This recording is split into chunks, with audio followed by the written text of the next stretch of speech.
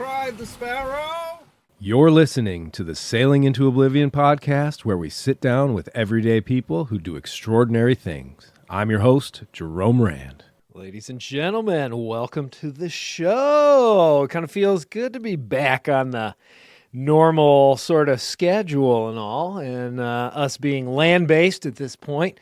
Just trying to get used to it, get back into the swing of things and seeing people all the time. And I still haven't shaved the beard yet. It went over really well for the first two presentations. I have two more to do. We're heading off to Madison, Wisconsin. Check out links in the description if you're going to be in that area for the 5th of March. And then we're going to be down in Chicago on the 7th. I'll put a link in the description of this episode for both those shows. They're open to the public, selling tickets, all that sort of stuff. Should be a lot of fun, and I'll be there to sign and sell books afterwards.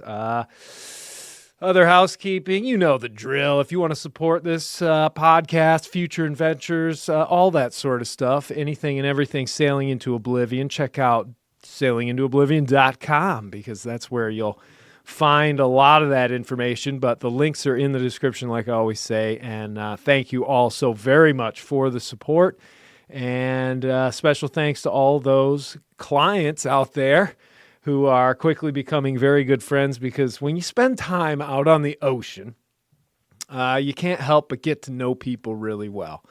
And all these coaching sort of adventures that we've been doing have been phenomenal. We've got a few more coming up in the coming months, and I'm really looking forward to those. So, once again, just check out the website, and you can find out information about that. And email me and, right through that. So without further ado, today we sat back down with Colin Denker, and he, if you recall, was on the show back, I don't know, it was a while ago, but essentially first time solo sailing from the Washington area all the way down to San Francisco, and did a great YouTube video about that trip, which I will share, obviously, the link in the description as well. And he's got grand plans. He's not stopping there, folks. He is headed or planning to head out to Hawaii starting sometime in April. So, hats off to him. He's really going for it. It's very interesting chatting with Colin because I think I don't know. It's one of those things where I always feel like I'm walking away with a little bit more insight into that experience of trying to cut your teeth out on the ocean alone, with your own little boat. So it's really cool. It reminds me of the days when I was doing it, and I am always, always super happy to be able to catch up with Colin. So without further ado, here is my show. Thanks for listening. All right, Colin is back on the show, man. Greetings. Thank you for slicing a little time away, my friend. Anytime. Thanks for having me back. Yeah, how is life out there in San Francisco? This week is crazy. I'm in the Boatyard, so you know a thing or two about that. You're catching me Yeah. You're catching me in like tweaker Boatyard zombie mode. Well, it's one of those things where, when you live inside of your project that you're trying to like fix or do, yeah, it sort of plays on your head a little bit. And the fact that you're just not floating anymore, I don't know. I've always felt like it's there's some things that are nice because the boat can't sink, but then there's other things where you're like, it just doesn't feel natural. Yeah, well, there's two funny things about it here. Is for one, I'm listing a little bit. They don't have me totally, and I could ask them to even it out. It's like just bad enough to notice, but it's not so bad that I feel like bothering them to even it out. And the other thing is, I was thinking like, this is like an earthquake place. It's like being on a boat on stands is like the last place I'd want to be for like an intense earthquake. I wonder. That's actually kind of a good question, because I've seen boatyards after hurricanes and big storms where every boat has been toppled over, and some that have really weak old hulls where the actual hull just gets punctured by the stand. But I wonder how an earthquake would affect a boatyard. That's Huh. I don't know. I asked a couple of local guys that have been here since, for 40 years with boats. They all said it would take a really bad one. But it's not hard to imagine, like, if you've seen video of an intense earthquake, it's not hard to imagine a stand moving around enough to let it go, I don't know. Yeah, well, those little, the little chains that keep the stands from sliding out, those are usually pretty tiny diameter things. So I could see one of those popping, but well, because it's good that you're in the yard. You got big plans coming up, man. And I guess for our listeners who may not have listened to the first podcast that we did together, do you want to just do a quick description, like real short, about kind of how you got down to San Francisco? Yeah. So I had this, I wanted to cross, do an ocean crossing was the goal, and I live in Bellingham, Washington, and so typically from there you don't head out to cross an ocean. You have to kind of get down the coast first. So I sailed nonstop from Nia Bay, Washington to San Francisco, like the first week of September last year, with the eventual plan to cross at least part of the Pacific. And the thing that changed was I planned to be in Mexico for the winter. Oh, right. That's right. That was the initial game plan, right? Yeah. So I think you asked me about doing another podcast like sometime in the last couple months, and I was like, I haven't sailed anywhere. I don't have Sailing's only a about. small sliver of the actual sailing life. There's a whole heap of stuff that we all have to put up with and do to actually get out there. Like the sailing part is supposed to be like the cherry on the top. Oh yeah. You were stuck, in the cold on the hard, and like I was not as cold, but I was listening to all those podcasts like, oh my God, somebody gets it. Because I was sitting around waiting for like a window to leave, and it wasn't coming. And I was right there with you, man. It's been a long... I was supposed to be here for 2 weeks. I've been here for like 6 months or something. Oh man, yeah. Well, it's terribly frustrating. I mean, I was definitely. It was nice because the yard that I'm in, the people that own it and stuff, and the guys that work there are pretty cool. So it's at least a nice, amenable place to be. But when you've got your sights set on what your game plan is, and the world just is destined to not let you do that. Oh man, it's frustrating. Yeah. I did kind of do it to myself, like I made some mistakes and then paid dearly for them. So like what? Do tell. Okay, so the initial plan was, because of hurricane season, you don't go down to Mexico until November. Right. So I got down here in September, and the idea was to kind of cruise around and maybe go to Southern California and wait, and then in November go down. When I got here, I realized Southern California is like super expensive to like moor in, and it's not really a good place to anchor even. You need permits, and it's really unfriendly for cruisers. Is that all down in like the San Diego area and all that? San Diego and LA, and like, I called some marinas and stuff, and like they were like, what year is your boat? This one was funny. Maybe I already told you about this. They're like, what year is your boat? I'm like, 1963. And they're like, oh, it's too old. Sorry, we can't take it. I said, just out of curiosity, what's the cutoff? And she was like 2001 or something. And I was my God. That doesn't make any sense at all. What about the classic boats? They don't want classics. They want, no offense to modern boats, but I call them jacuzzi boats. Jacuzzi boats. I've also heard IKEA boats for like the Genoas and Beneteau, like the ones that you go down below, and yeah, it's great, it's modern, it's nice, it's clean, but it's sterile and it doesn't have any character. And I don't know. I don't ever want to. throw shade on anybody Absolutely that likes a boat and gets out there and sails. I'm all about it because all boats are different. But for me personally, I still have that romantic image of, old style cruiser that's double ended, pushing through a gale while I'm reading my book down below, that sort of thing. Yeah. But truth be told, if you're going to take your friends out for the afternoon to, drink champagne and eat grapes, and that's super fun, and I'd rather be on the Beneteau for that. For sure. Much more comfortable cockpit, probably a beautiful bimini, Oh yeah. There's pros and cons with all of it. It's pretty amazing. Yeah. Well, we can leave the catamaran discussion alone. And that one is tricky because obviously when I was in the British Virgin Islands for 10 years, catamarans for that sort of cruising, especially if you want to have a larger group, is great because you got all the room in the world.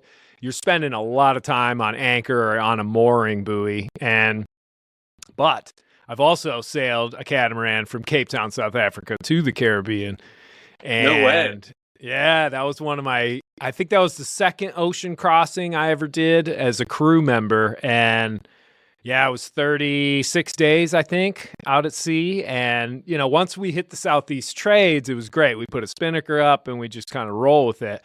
But the few days or the week that it took us to get out of sort of the variables from Cape Town north, dude, beating to weather, like actual ocean weather in a catamaran, that was tough. It's very loud, and it moves.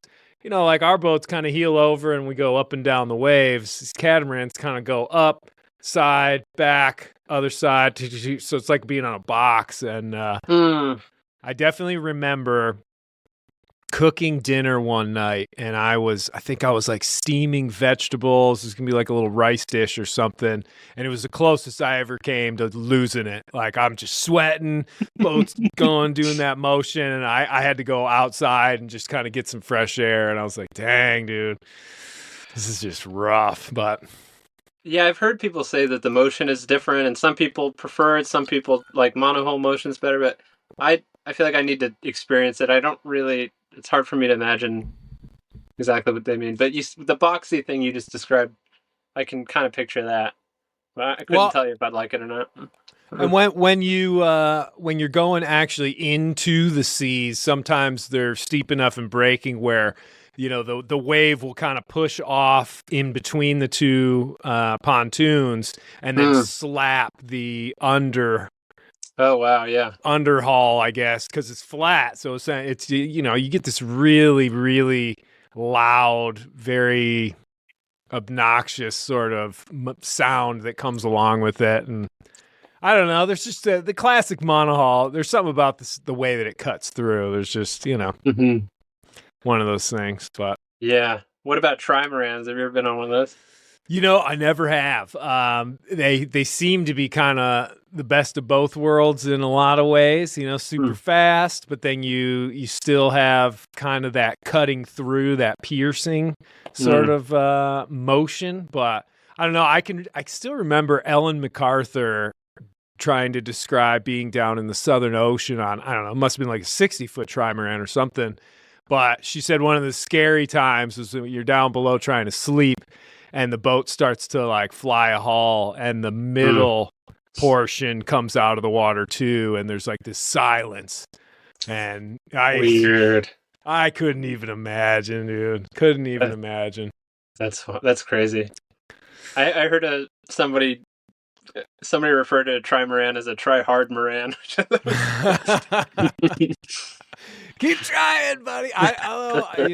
It's kind of weird because for the longest time, that was like the cutting edge was catamarans and trimarans. And then the minute they started foiling, that just blew everything out of the water as far as boat speed went. Because, back when I was in my 20s was when, like, PlayStation 2 was setting world records going around the world. And I think that's like a 80 or 90-foot catamaran.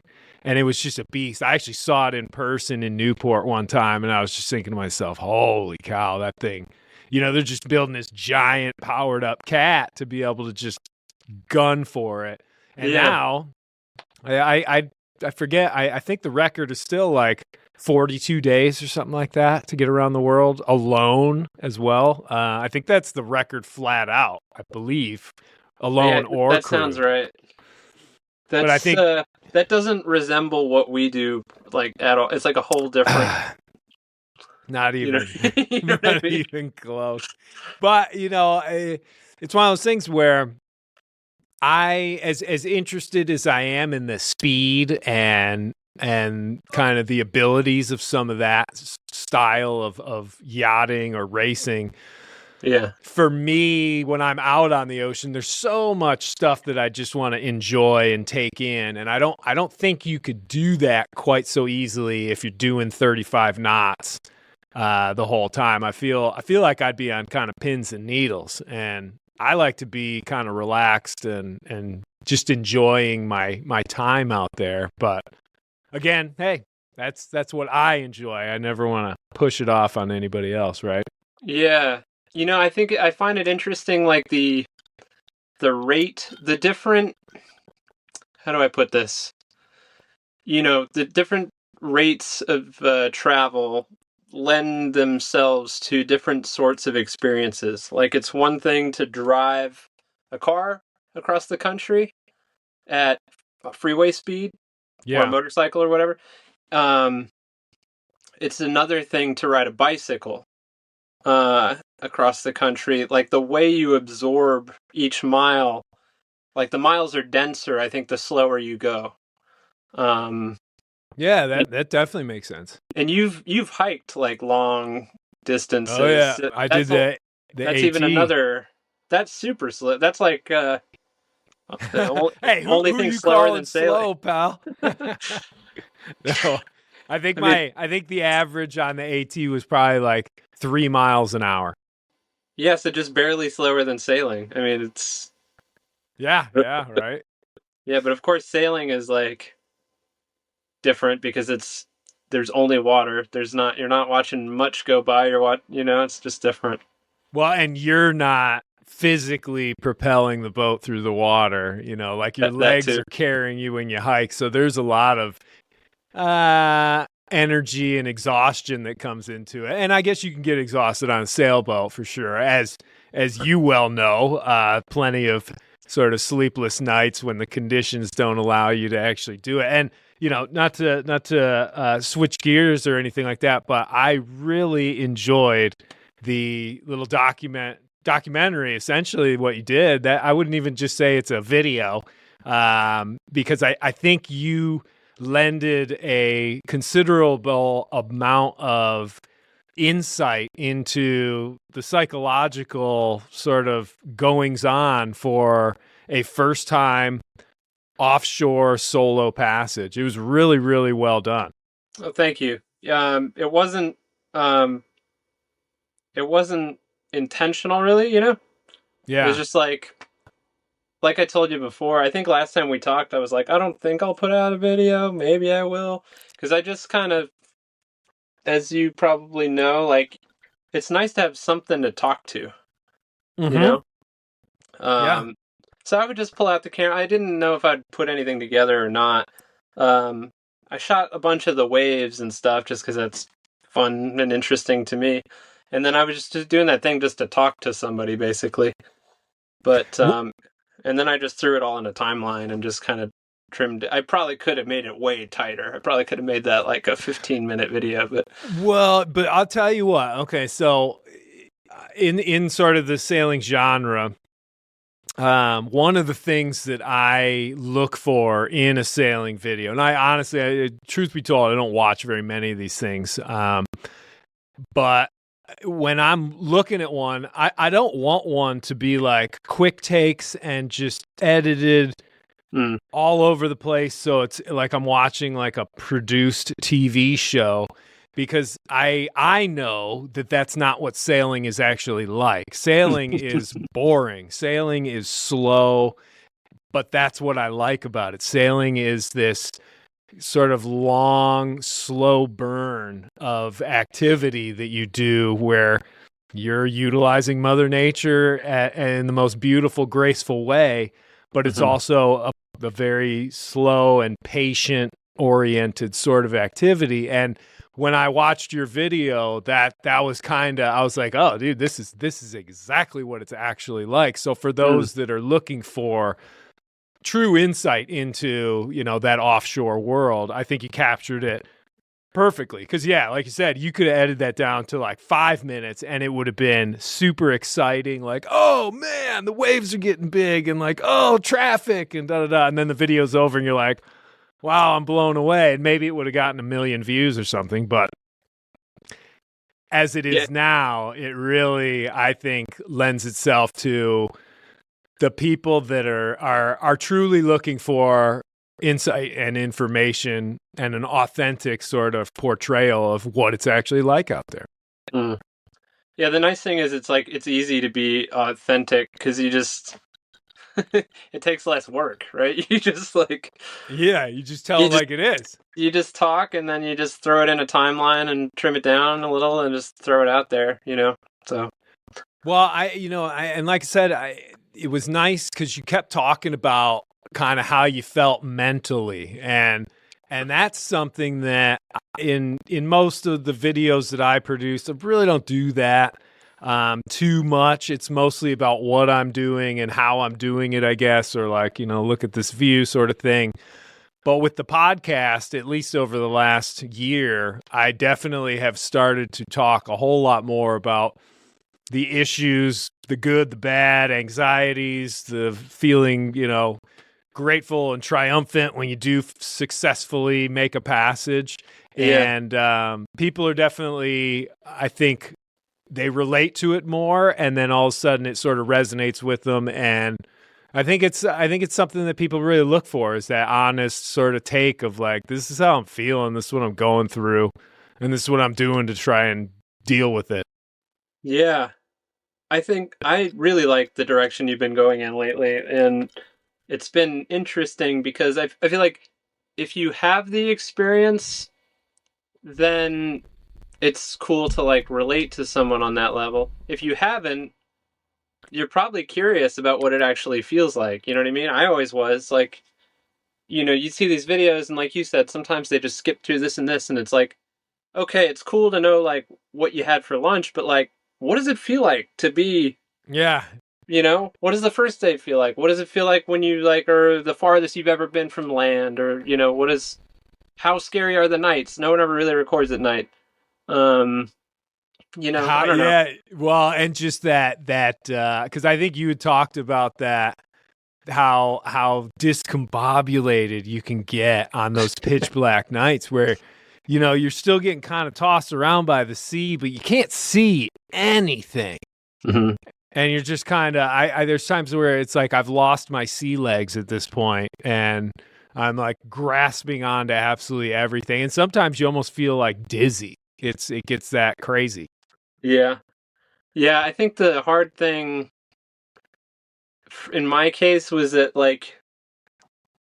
I touched in the video about the whole thing of when you learn, pretty much everybody, when they learn to sail, the boat heels over, it's terrifying. Yeah. They think the boat's going down, and they look at the instructor or whatever, or whoever's boat it is, and that person is chill. And they're like, oh, okay. And then they explain to everyone that it's normal, and it takes some experience, and then you get used to that idea and you get comfortable with it. There's a whole nother level of that sailing offshore versus inland sailing. And I didn't have any skipper to look to be yeah. You know what I mean? The boat was moving so much more differently compared to what I was used to. And I didn't have anybody to be like, is this normal? Is there somebody that's just chill that I can look to assure me? There's no one. And it's I guess this is normal. It doesn't feel normal. This feels crazy. Well, I tell you, in the immortal words of my older brother, Sven, what you need to do is just keep a little hand mirror available. And when you need to look at somebody, you just pick that up.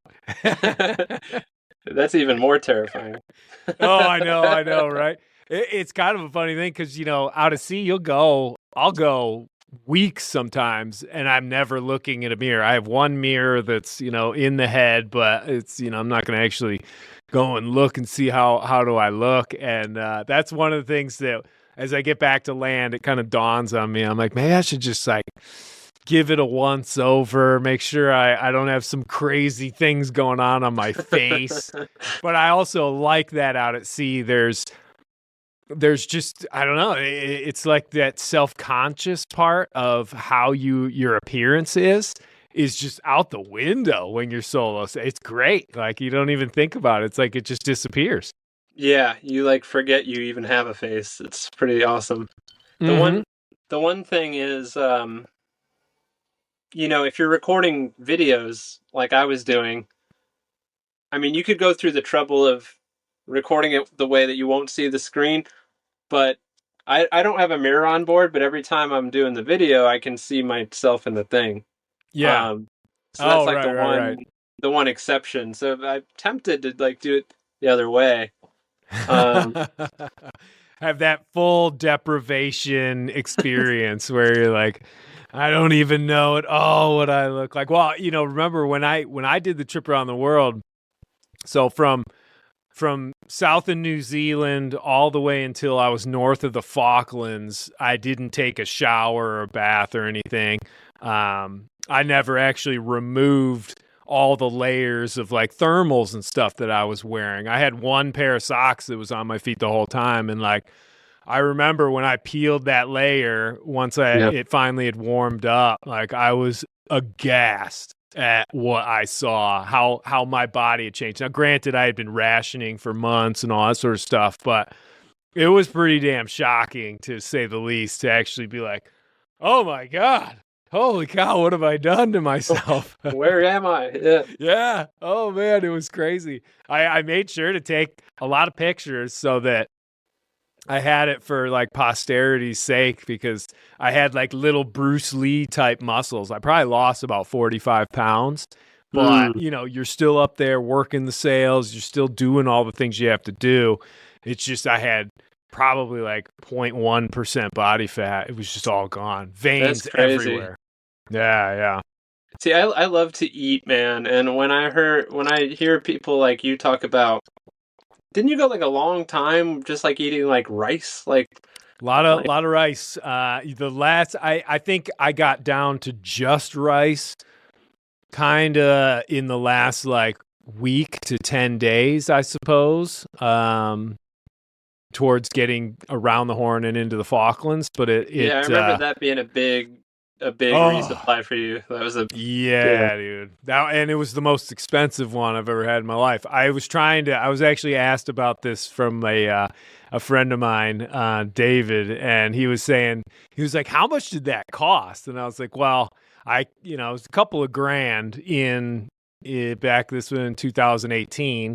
And I probably got the equivalent of like $300 worth of groceries.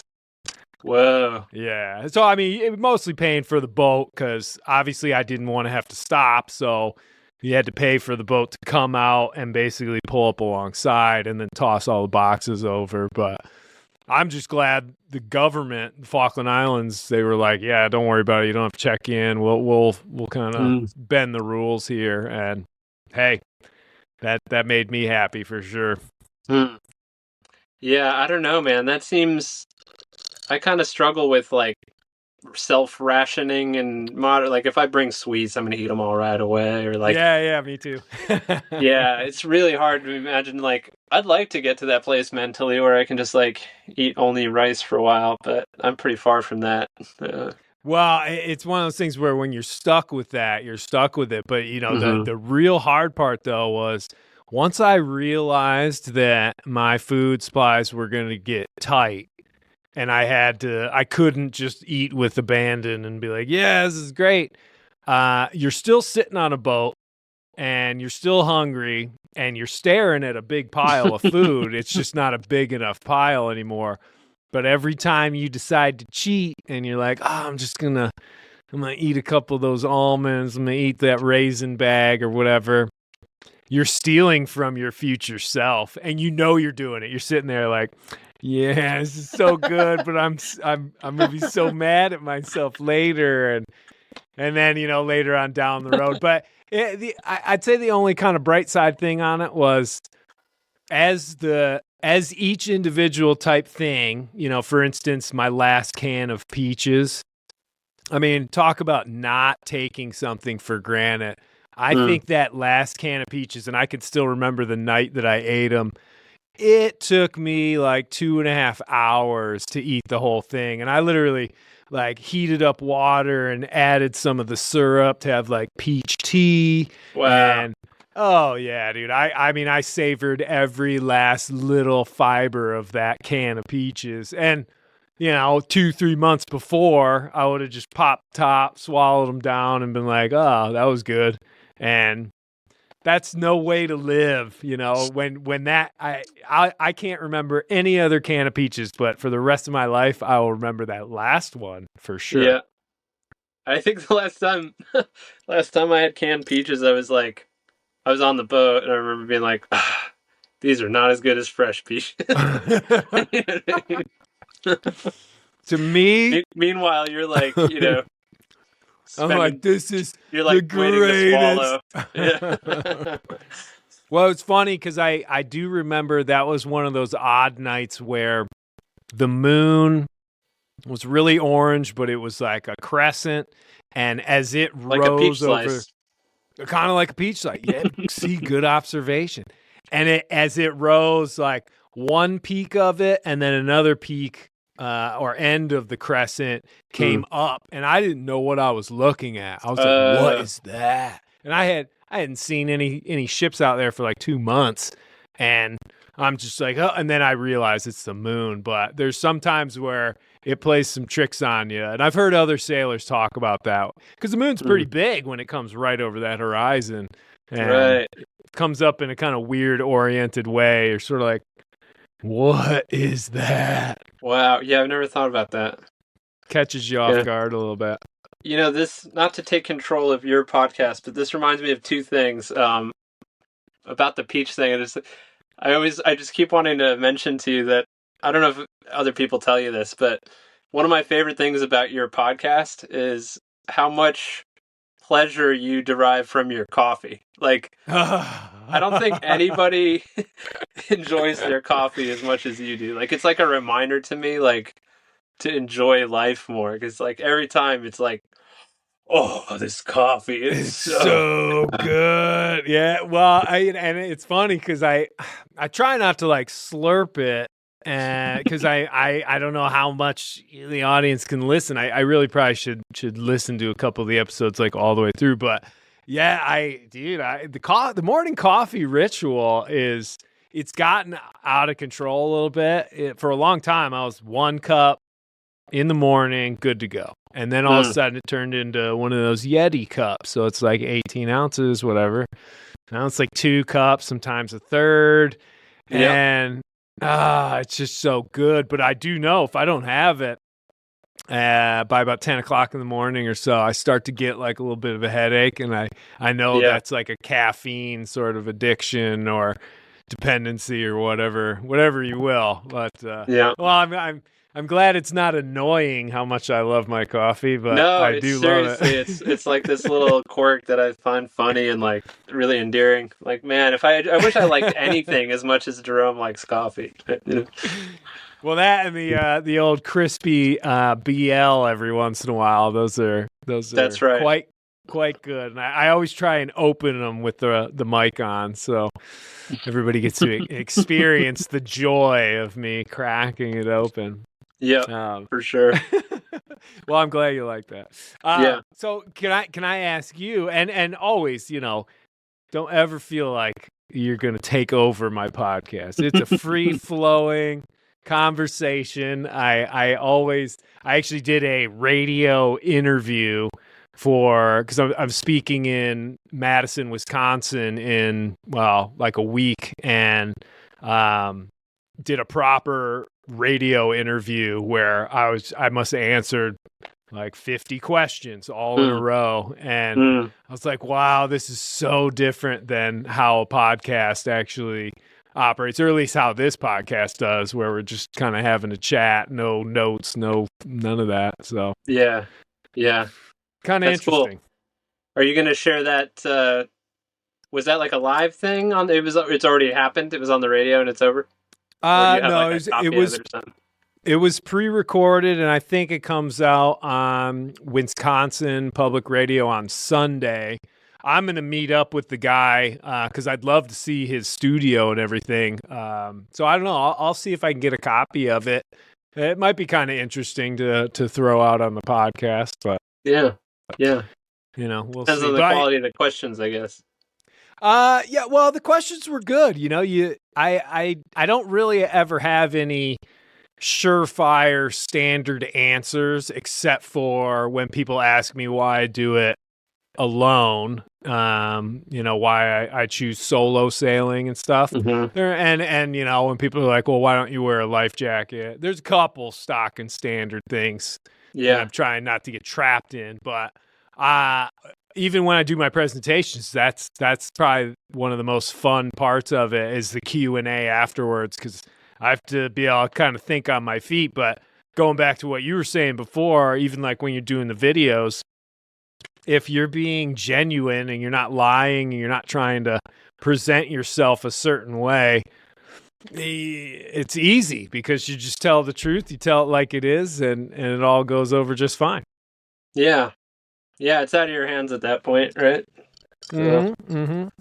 Yeah. Okay, so not to take over the podcast here, but big plans.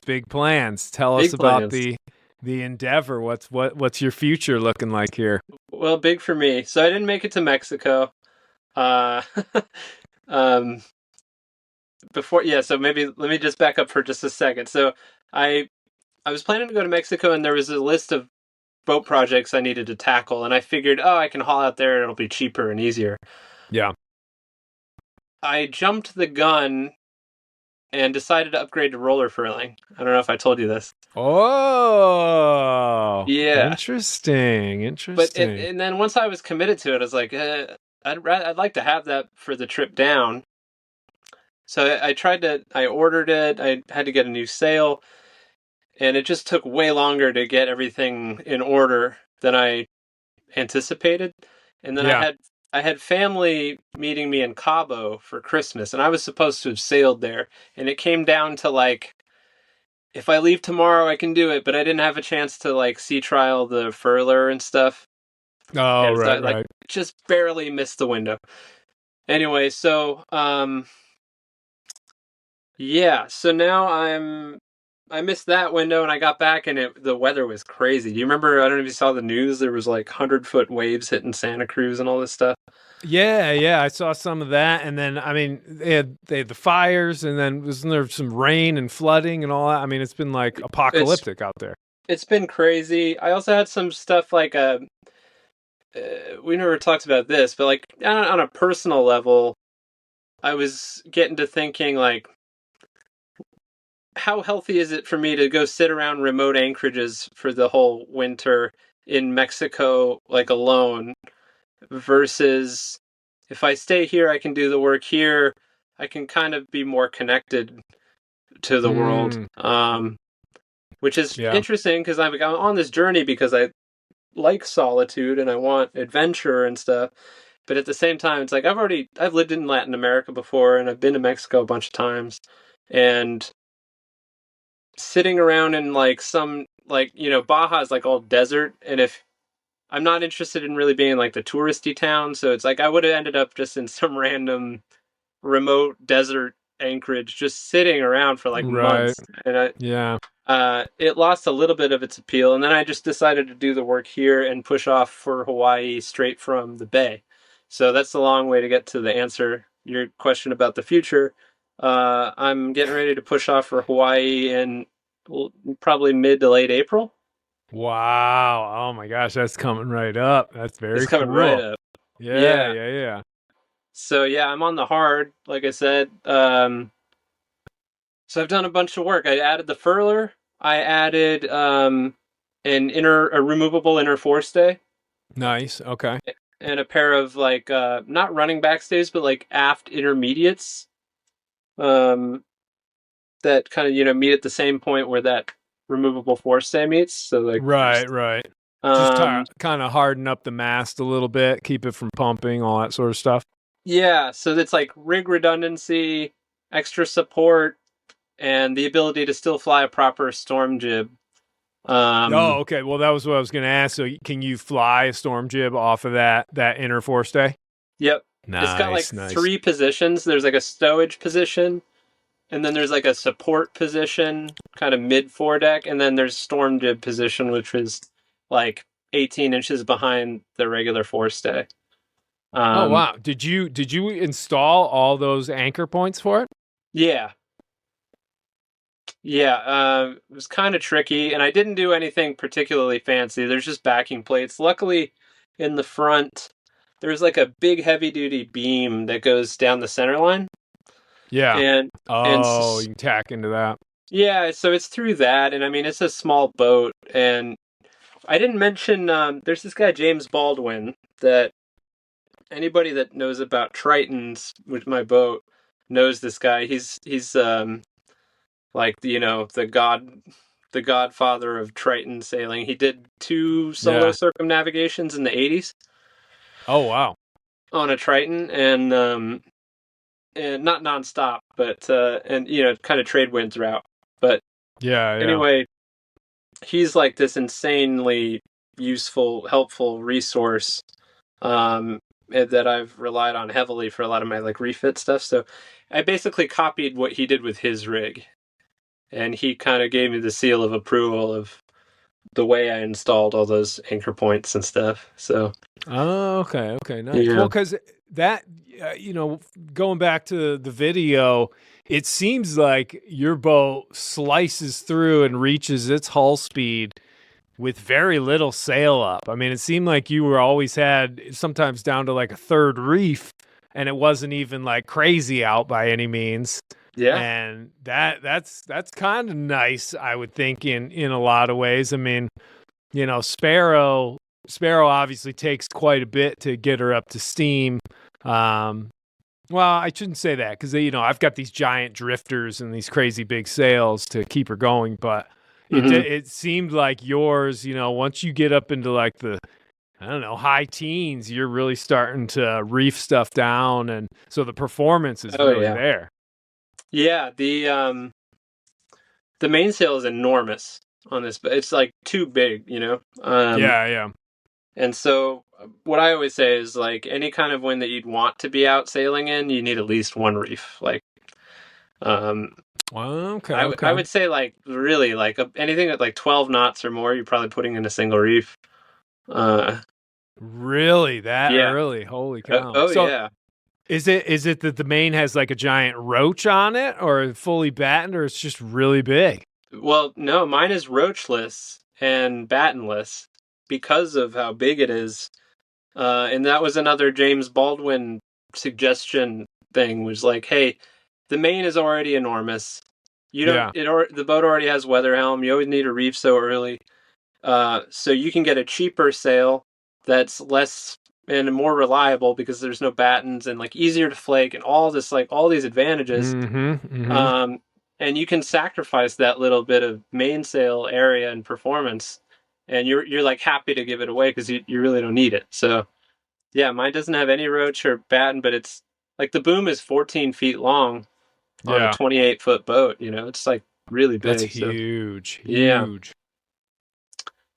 Yeah. Well, it is really nice to when you have like no battens, just a standard triangle sail.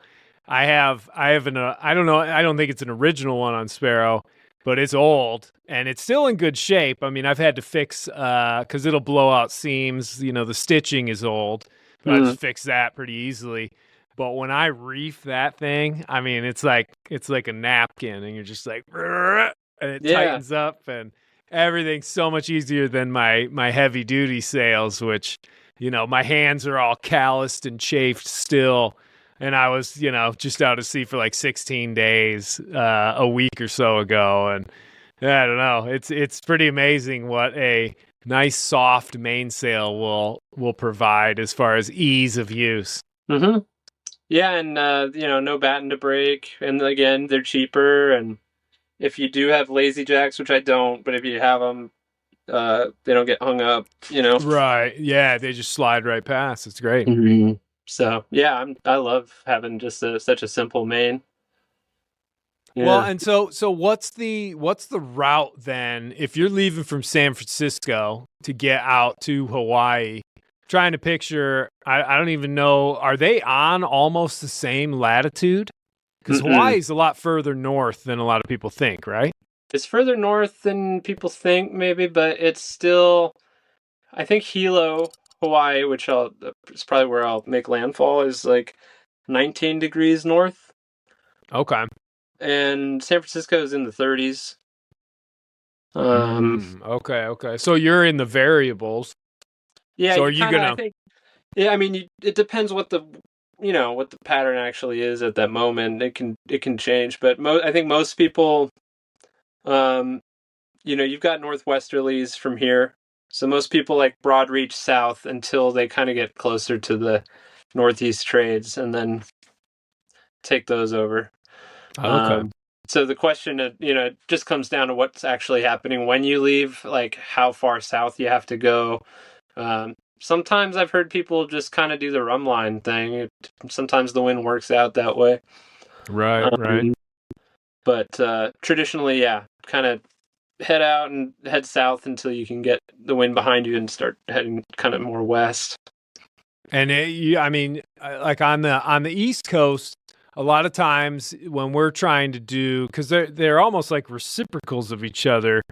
Like i.e. going from like Cape Hatteras area out to Bermuda. Obviously it's a lot shorter distance, but the weather pattern and weather window planning is kind of the same, where usually we'll wait for a system to be leaving the coast.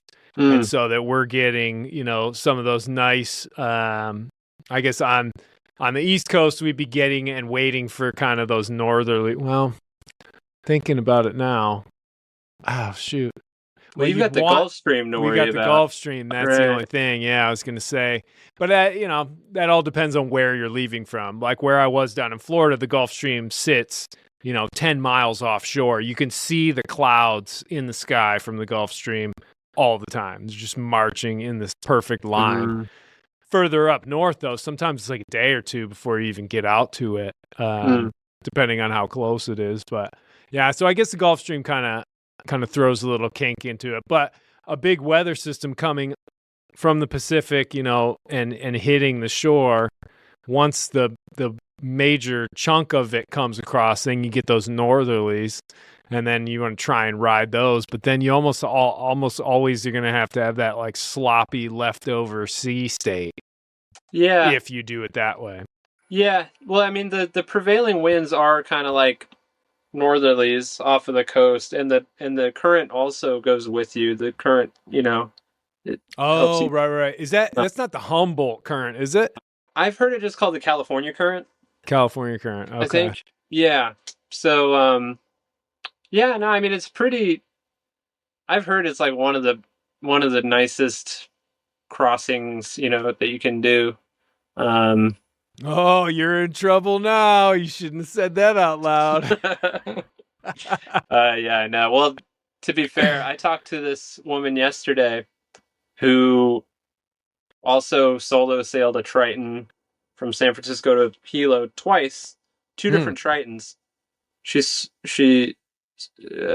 sailed one over and sold it, and then bought another Triton in the bay and sailed that over, and she still has it.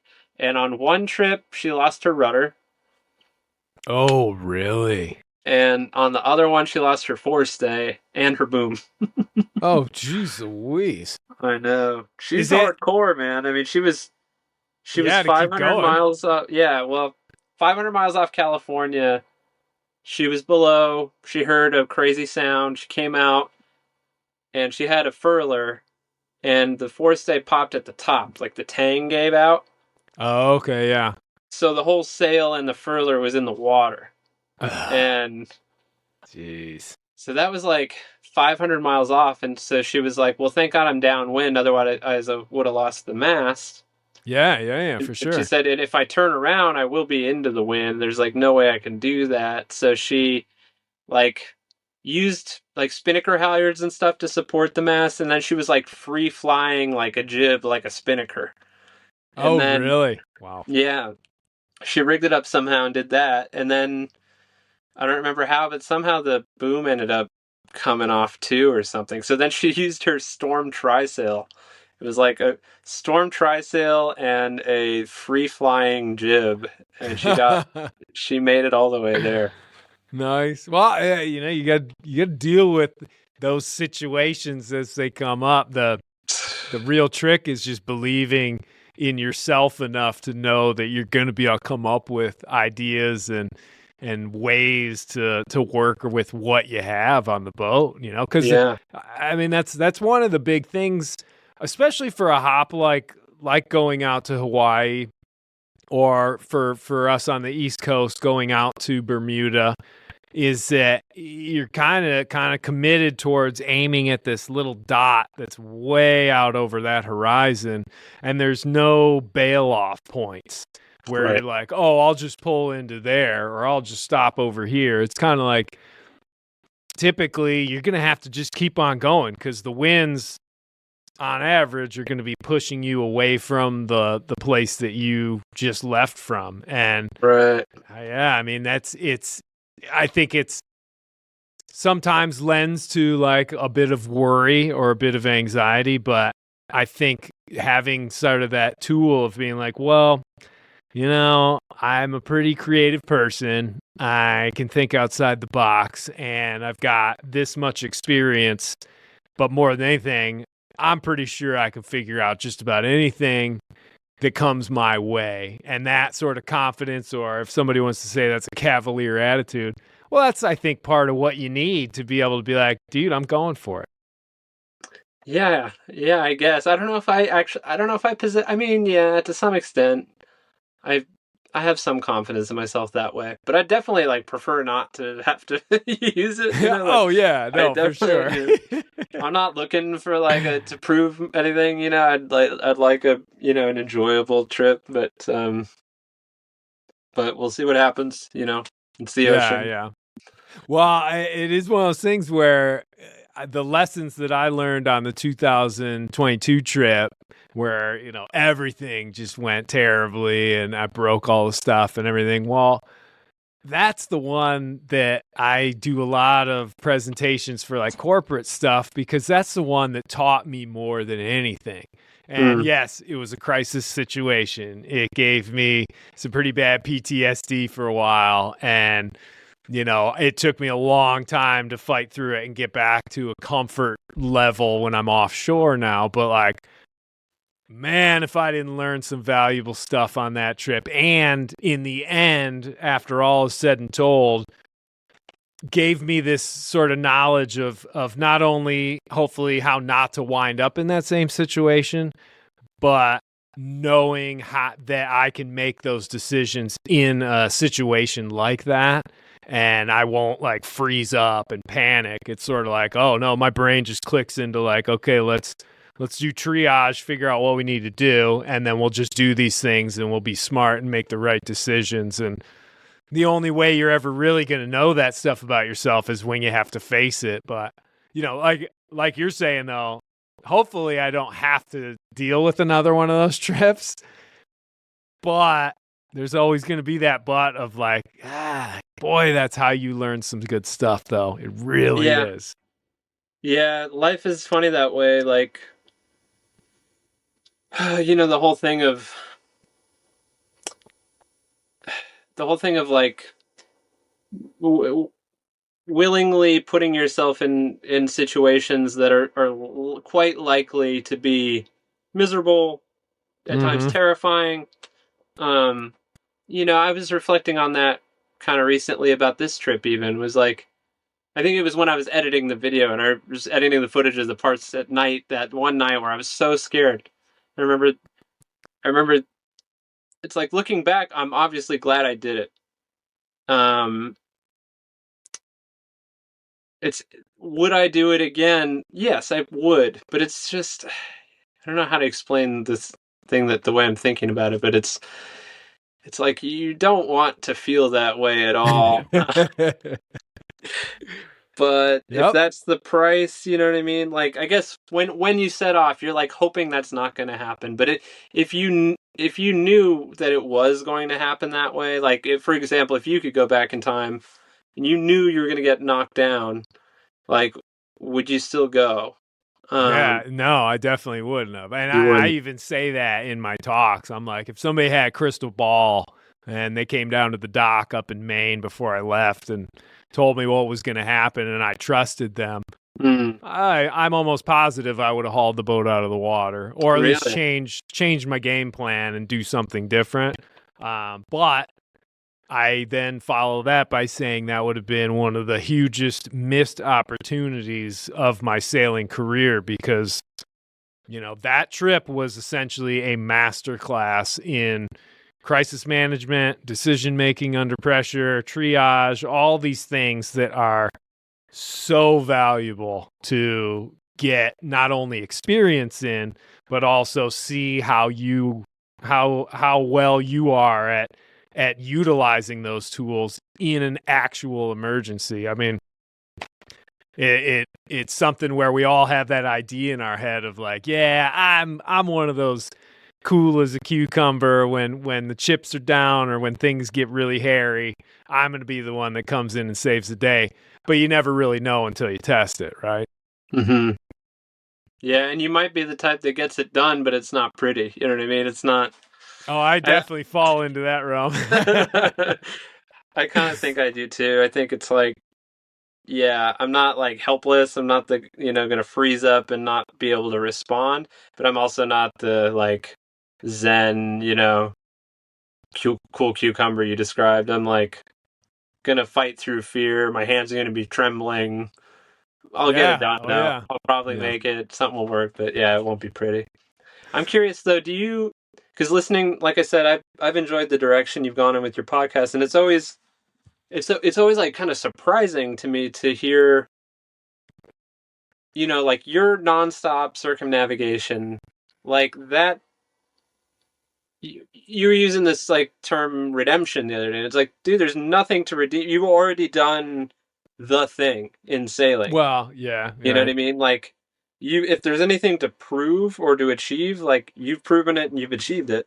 So it's like no matter what happens after that, like there's nothing to redeem, right? But not to say that your like feelings aren't valid or that it doesn't make sense, but it's just surprising because you from the outside it's like you expect a person that's achieved all that to like just feel 100% confident in their like sailing, Right. ability, Right. and like your resume is already there. So it's it's kind of like if the Beatles like if they had like an album that wasn't successful in the 70s, it'd be, you know what I mean, or like it's Right. like Right. who, some of them probably had like solo albums that didn't do well, and it's like, well, yeah, but you're still like fucking Paul McCartney, you know what I mean? Like, so, Yeah. Or um, Ringo Starr. Yeah. Right.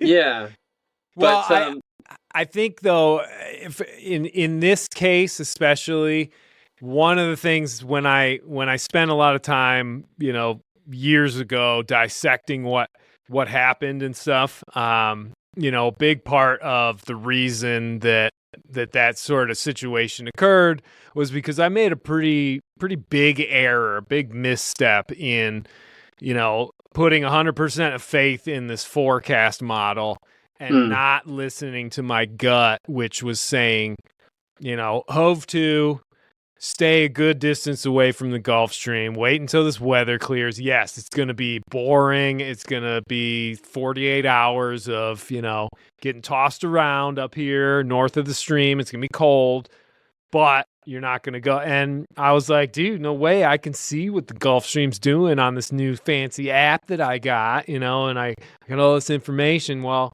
when I made that decision of like, yeah, I'm just going to go for it. Like I have this video clip where I even say it. I'm like, I know I'm going to be threading the needle a little bit, but the mm, forecast is da da da.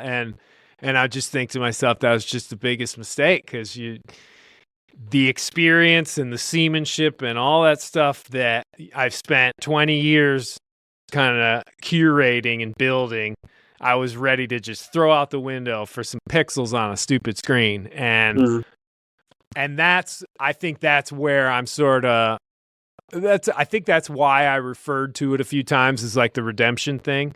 But really, in all actuality, it's more about trying to get back on the horse, because the first few trips, even in this last little chunk, back in January, nerve-wracking as hell, and, full anxiety and worry and all this stuff.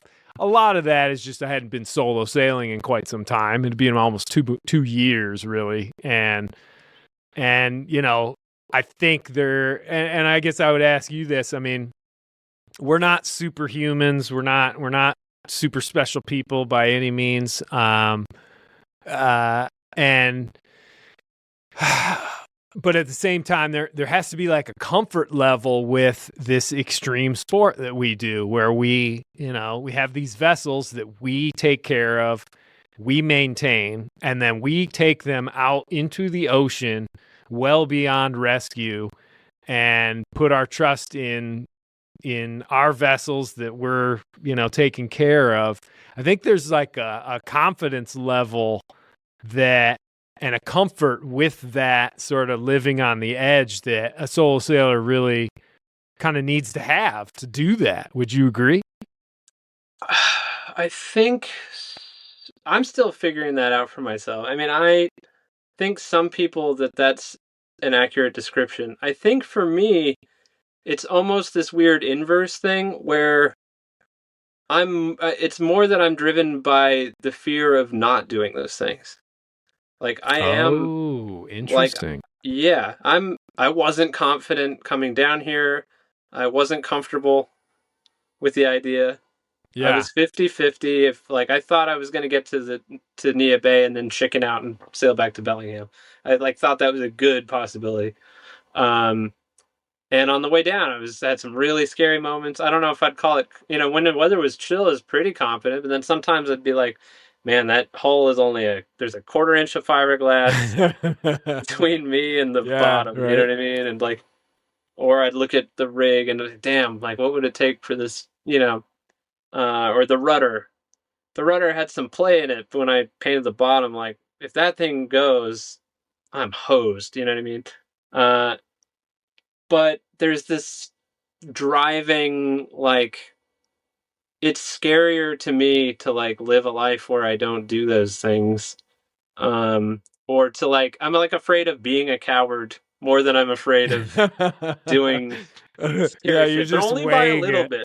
I'm just slightly more afraid of being a coward. And that's kind of my truth right now with this stuff. And I'd like to get to a point. You've been talking about comfort out at sea and enjoying it. I think this one's going to be more enjoyable. I think the weather alone, sunshine and blue water instead of, you saw the video. It was all, yeah. You know what I mean? Yeah. But yeah, I don't know. Like I said, in my case, it doesn't feel necessarily like the healthiest. It's not like I'm just this confident person that's relying on this experience and really knows my boat. I mean, I kind of know my boat at this point for sure, but yeah, I bet you do. But isn't it funny though? Because I totally agree how I will be sitting there, when a big squall's rolling through, and I'm looking at the leeward shrouds or something, and I'm like, that one's already gotten loose a little bit. What's going on with that? Or two, even with the rudder, I look at the tiller because mine has a little bit of flutter in it. And, after 70,000 miles, it's going to wear out a little bit. But, yeah, when the winds pipe up, that's where you start second guessing, did I do that one project right? And that's what plays on your head the whole time.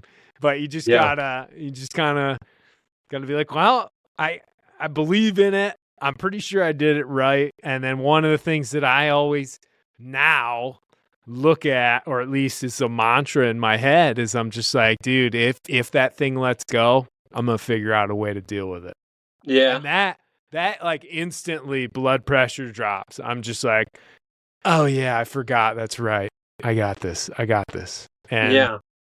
I think it does. It takes those experiences, which you're already, you're gaining. And every time you do another one of these trips, you're going to gain more and more and more. Because, I mean, shoot, I had only done like 10,000 miles, I think, when I set off from Gloucester to do this nonstop. But that was only the solo stuff. You know, I'd probably done 3 ocean crossings as crew on other boats and all that sort of stuff. So I had a pretty decent amount of ocean experience under my belt.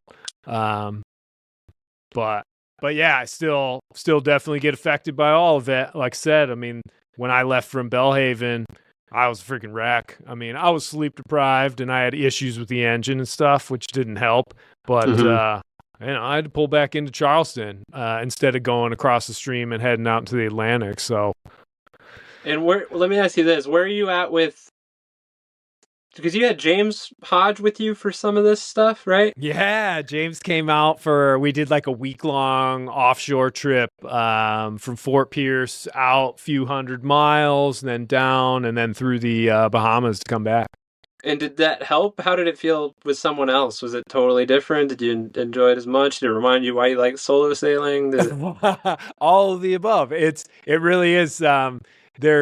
It was a lot of fun to share the experience, and he owns a West Sail as well. He's fixing one up, and so essentially he's wanting to kind of gain a little experience out there. He didn't have any like offshore sailing experience in the past, so it was good for him to be able to see it. It was great for me when I finally would get tired.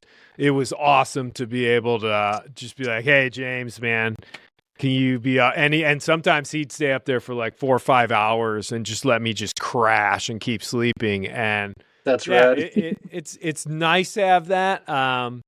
But yeah, it is kind of weird after spending so much time alone on Sparrow. It's hard to have another person on board without eventually them feeling like, or me feeling like my space has been invaded. But I try to fight that as much as I can. So like, clean out some cupboards for the person, try and make it so that, they don't feel like they're in my way or anything like that. And, it's a bit of a battle, but, no, I liked having that. That was a good experience. We had some pretty good laughs and we saw some ugly weather and we got becalmed and all that. So it was fun. Mm-hmm.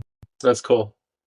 Yeah. I think there's a part of me, now this is an interesting subject. I was talking to a friend about this recently. It's kind of like a dirty word, but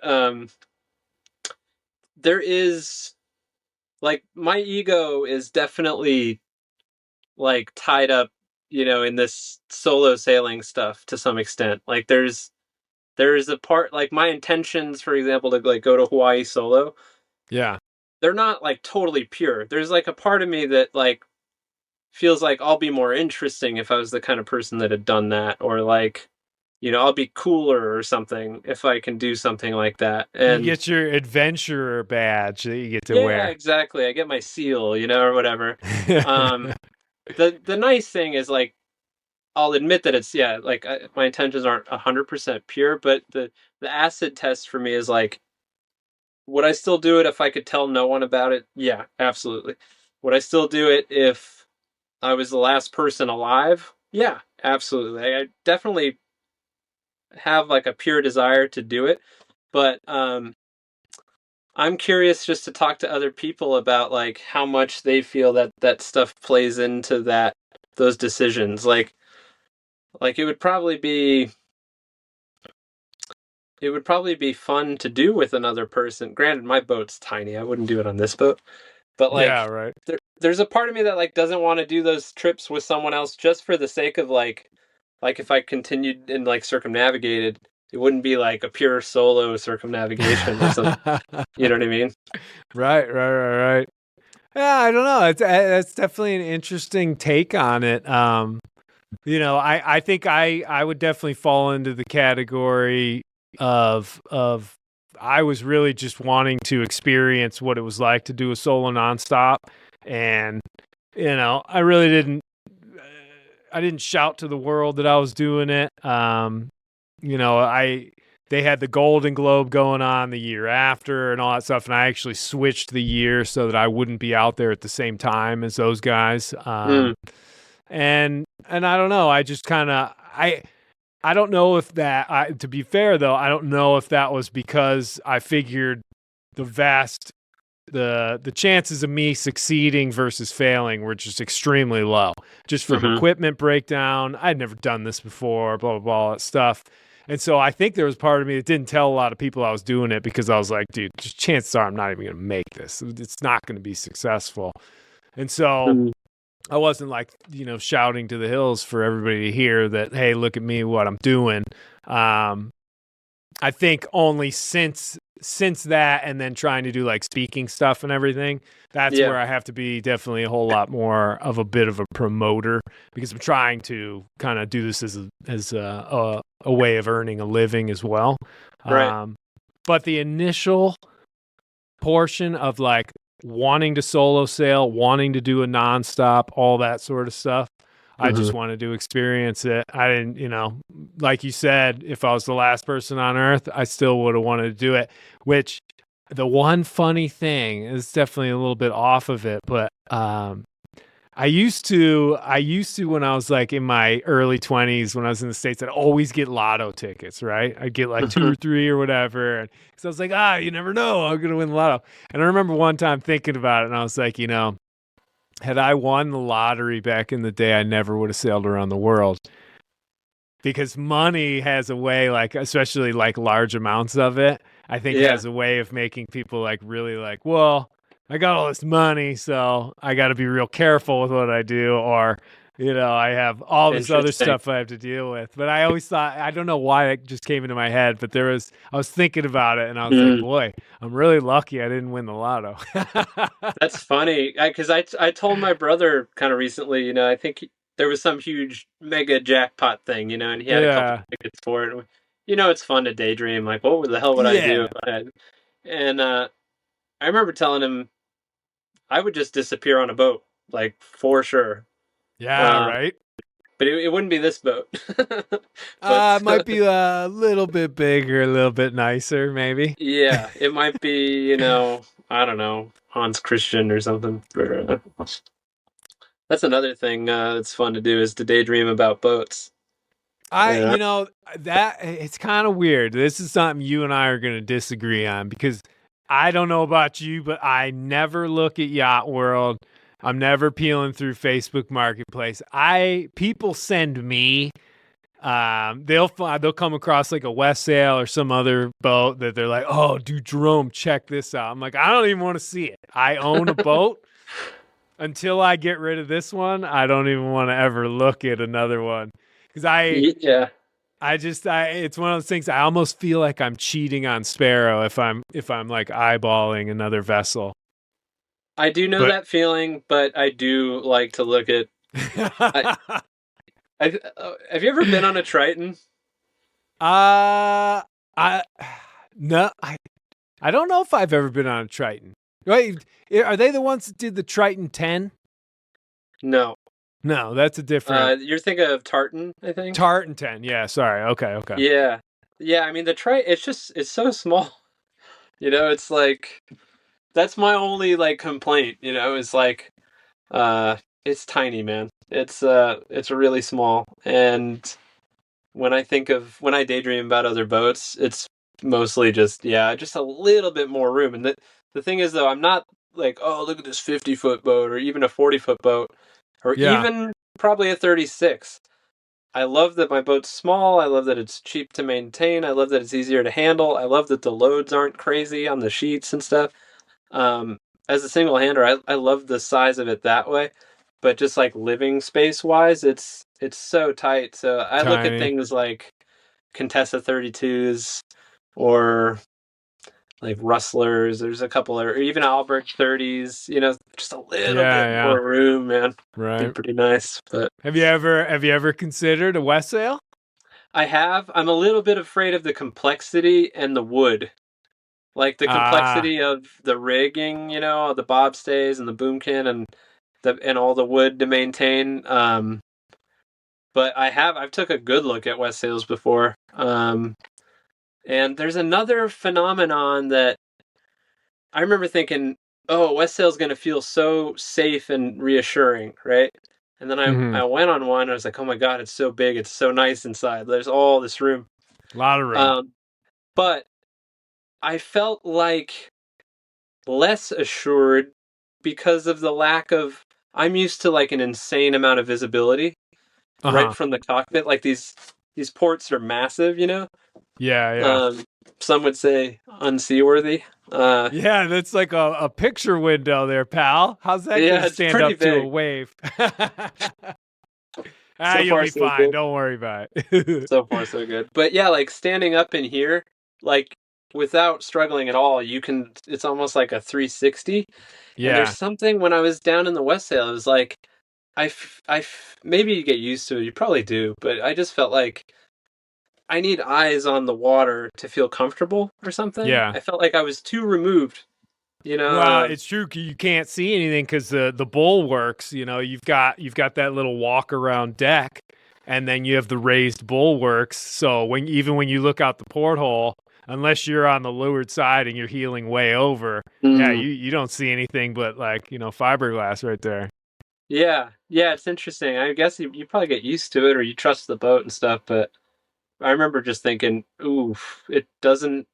I was picturing the boat in a storm or something and moving all crazy, and just the idea of like not being able to see what was going on kind of Oh scared me. yeah, well yeah, you got. I mean, on mine, especially in rougher weather, I am sitting at the top of the companionway, and I'm just looking for it. I'm protected under the Dodger and everything, and that's where I will spend a vast majority of my time.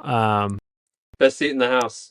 Oh my gosh, it's fantastic. The nice part now is I have this beanbag and the beanbag chair because the West Sails cockpit it's not the most comfortable thing. It's got a big winch that's on either side. The primary winch is just sort of mounted just inboard of the bulwarks, and you can put cushions around it and stuff, but you're still gonna feel it. But a big old beanbag, throw that on the downwind side and you can just tuck right in. And that I didn't get that until like year 5 or something of being on board, and it was the biggest game changer of all the new stuff that I ever did on that boat. That one improved the comfort level like tenfold. It was amazing. What about the other thing that scares me about West Sails is it's a 32-foot hull, but the rig it's basically a 40-footer, right? Like the sail area wise and stuff. Like, aren't the low like this might be me just being a wuss or something, but when I think about like how large some of those sails are and stuff, and like something getting away from you and you having to wrangle like a sail, like the loads kind of scare me a little bit compared to my little 28, like, you know. Oh, they're definitely going to be a lot more, especially when you're using some of the big old school sails like the big drifters or big old jib, because that bowsprit is way out there. I mean, you know, the length overall, depending on what kind of wind vane you have, is going to be either 38 or 40 feet, total. And if you've got a big old drifter, but I mean, it's just regular, sailing protocol where even if you've got smaller sails, once the winds crank up, they can produce a huge amount of load. But, if you're utilizing the winch properly and everything.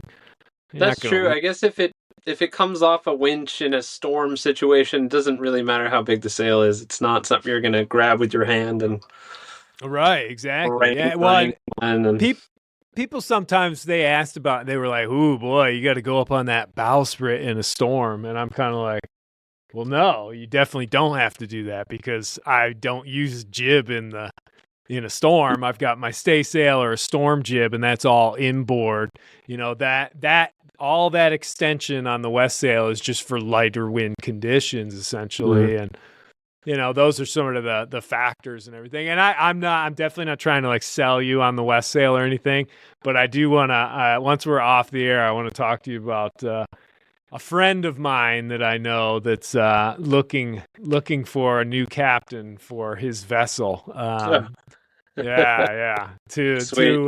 Yeah, almost like an unbelievable sort of situation. But Oh, well, no. hey, listen, we're already well past an hour, and I don't want to take up any more of your time, and I got to go get some dinner. But I'm super stoked that you're getting after it and you're getting ready and stuff. I kind of wouldn't mind if it were. Do you have like a not an exact day, but are you trying to just leave mid-April?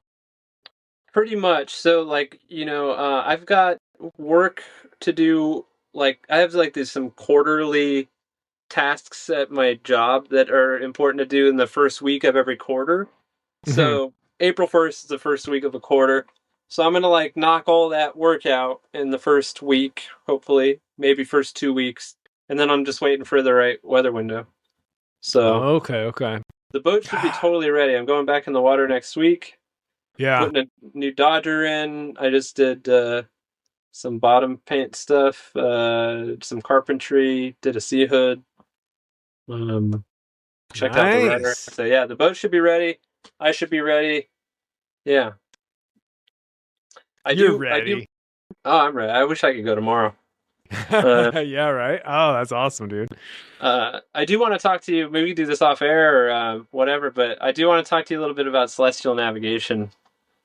Oh, yeah, sure, man. I had to dust off the old almanac and the sextant on these last couple trips, and it was just mostly just doing the latitude check because that's pretty easy. But I had to crack open the instruction book. It had been so long, and it's real simple stuff, but it's still there's like 8 steps that you have to follow, and if you screw one up, it's sort of like throws it all off. But by the end of it, getting down within like 2 miles or a mile and a half, and for open ocean stuff, that's great.